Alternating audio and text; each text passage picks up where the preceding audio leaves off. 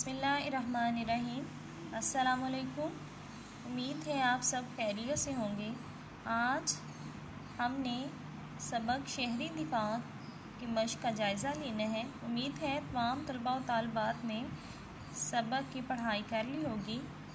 पर एक है सबक शहरी दिफा के मुताबिक दर्ज झैल सवालात के मुख्तसर जवाब लिखने हैं। तमाम तलबा व तालिबात को इन सवालात के जवाबात बज़रिया नोट्स दिए गए हैं। उम्मीद है आप सब ने उन जवाबात से वो मुस्तफ़ीज़ हुए होंगे। सबक शहरी दिफा के मुताबिक दुरुस्त जवाब की निशानदेही करनी है।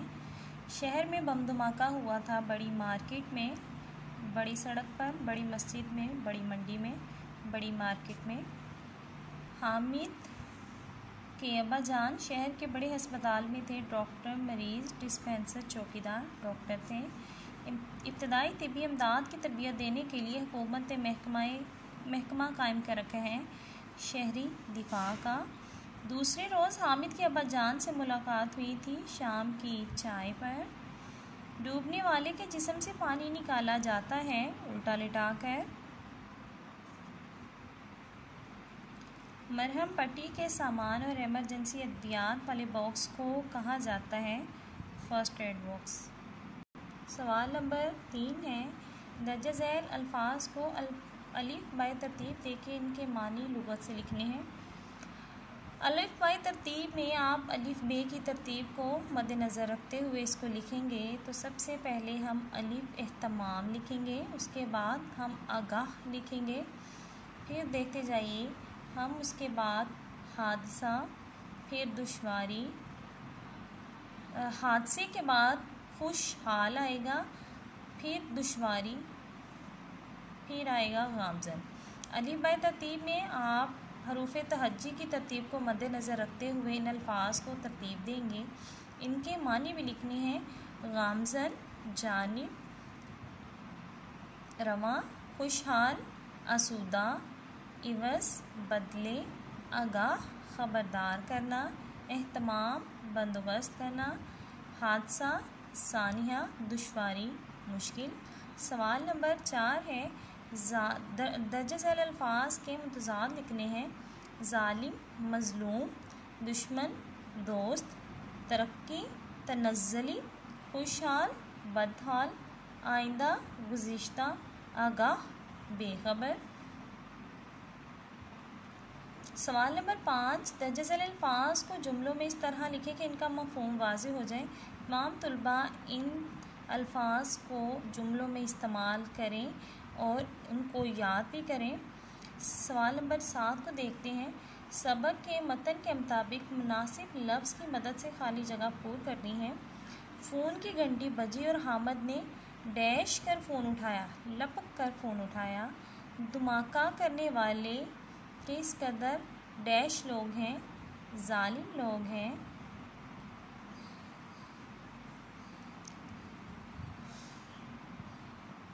मुल्को कौम के दुश्मन नहीं चाहते हमारा मुल्क डैश की तरफ गामज़न हो, तरक्की की तरफ। मुल्को कौम के दुश्मन चंद सिक्कों के डैश कीमती जानों का सौदा करते हैं कि चंद सिक्कों के इवज़। हामिद अब्बा जान की बातें बड़ी डैश से सुन रहा था, तवज्जो से। ज़ख्मियों को खुली और ताज़ा डैश में लाना चाहिए, हवा में लाना चाहिए। सवाल नंबर 8 है, ट्रैफिक हादसे में या किसी ऐसी हंगामी सूरत में आपको क्या करना चाहिए। आप अपनी राय का इजहार कर सकते हैं कि अगर आप किसी को ट्रैफिक हादसे में देखते हैं या किसी हादसे का शिकार देखते हैं तो आप उसकी कैसे मदद कर सकते हैं। आप अपने ख़यालात का इजहार कीजिएगा। सवाल नंबर 10 है, वहाद की जमा और जमा के वहाद लिखने हैं। यहाँ पर दर्ज झैल अल्फाज दिए गए हैं जिनमें से कुछ वाहद है और कुछ जमा है। जैसे कि धमाका लफ्ज़ वाहद है तो इसकी जमा धमाके होगा। कौम लफ्ज़ वाहद है, इसकी जमा अक़माम होगा। मुलाकात, मुलाकातें। इदारा, इदारे। हादसात लफ्ज़ जो है जमा है, इसका हमने वाहद लिखना है हादिसा। हरकत लफ्ज़ वाहिद है, हरकत आएगा। तख्तियाँ लफ्ज़ जो है वो जमा है, इसका वाहद तख्ती आएगा। कॉलम मैचिंग है, कॉलम को कॉलम से मिलाना है। बड़ी मार्केट में क्या हुआ था? बम धमाका। अस्पताल में क्या नाफिज हुआ था? इमरजेंसी। मुल्क किसको कहते हैं? कौम को। ज़ख्मी,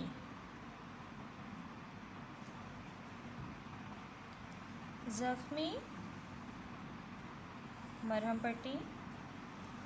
ताज़ा हवा। मसनूई तरीके। फ़ोन, फ़ोन का आएगा घंटी। सवाल नंबर 11, दर्जेज़ेल अल्फाज को जुमलों में इस तरह इस्तेमाल करके इनकी तज़कीर व तानीस वाज़ेह हो जाए। इन अल्फाज को जुमलों में कुछ इस तरह से इस्तेमाल करना है कि आप तमाम तलबा को पता चले कि इनमें से कौन सा लफ्ज़ जो है वो मुज़क्कर है और कौन सा मोनस। जैसे घंटी, घंटी की आवाज़ आई तो ये लफ्ज़ जो है ये मुज़क्कर होगा। फ़ोन उठाया, हामिद ने फ़ोन उठाया तो ये लफ्ज़ मुज़क्कर होगा। तो इसी तरह आपने जुमले बनानी है ताकि आपको पता चले इनमें से कौन सा लफ्ज़ जो है वो मुज़क्कर है, कौन सा मुअन्नस है। सवाल नंबर 12 है, सबक शहरी दिफा के मुताबिक दर्जेज़ेल सवालात में से दुरुस्त और गलत की निशानदेही करनी है। शहर के बड़ी मार्केट में क्या हुआ था? बम धमाका। ठीक है, ये गलत। सही। ज़लज़ले की वजह से अस्पताल में इमरजेंसी लगी हुई थी। ये गलत है। बम धमाके की वजह से इमरजेंसी लगी हुई थी। हामिद के अब्बाजान शहर के बड़े अस्पताल में सर्जन थे, डॉक्टर थे या सर्जन थे। सही है। हामिद ज़ख्मियों की मदद नहीं करना चाहता था। ये गलत है। हादसे में बाज़ लोगों की हड्डियाँ टूट जाती हैं। ये सही है। आगे हम देखेंगे सवाल नंबर 13 है, फ़ेल मजहूल और फ़ेल मारूफ़ को बदलना है। फ़ेल मजहूल में काम करने वाले का नाम नहीं होता जबकि मारूफ़ में काम करने वाले का नाम होता है। जैसे ये किताब लिखी गई है तो इसमें पता नहीं चलता यहाँ किताब किसने लिखी है, तो ये जो फ़िक्रा है ये फ़ेल मजहूल है। अखबार पढ़ा जाएगा, ये भी मजहूल है। गाड़ी चलाई जाएगी, ये भी मजहूल है। खाना खाया जा रहा है, ये भी फ़ेल मजहूल है। अगर हम ये लिखते हैं कि अहमद अखबार पढ़ेगा तो ये फ़ेल मारूफ़ बन जाएगा। अगर हम किसी का नाम लगा के या इसमें ज़मीर लगा के इन जुमलों को लिखें तो ये जुमले फ़ेल मारूफ़ बन जाएंगे। यहाँ पर कुछ दिया गया है, कहानी पढ़ी गई, सऊद ने कहानी पढ़ी, ये फ़ेल मजहूल है, ये फ़ेल मारूफ़ है।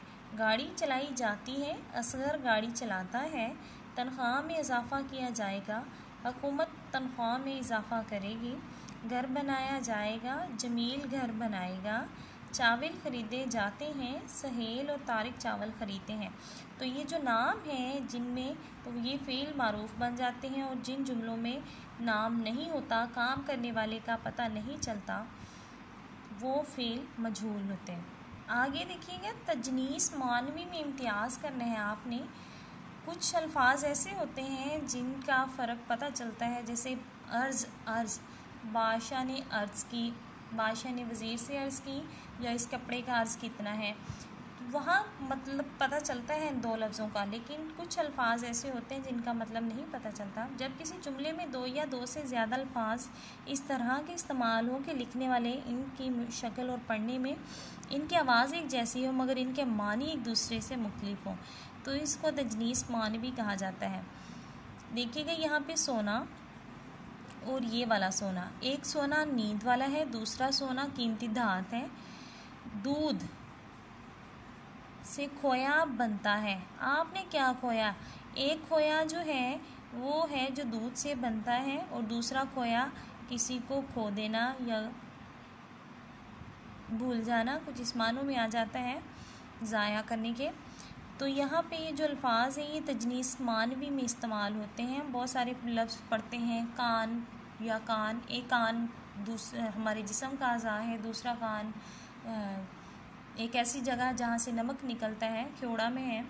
तो बहुत सारे कलम, एक कलम पेंसिल जिसे लिखा जाता है कलम, उसको भी कहा जाता है। एक कलम जो पौधे के साथ होती है, कलमकारी करना। तो ये अल्फाज जो होते हैं लिखने में भी और बोलने में भी एक जैसे होते हैं, लेकिन इनके अल्फाज के जो मतलब होते हैं वो मिलते नहीं हैं एक दूसरे से। तो ये इनमें फ़र्क है। उम्मीद है आप सबको समझ आ गई होगी। अपना ख्याल रखिएगा। अल्लाह हाफिज़।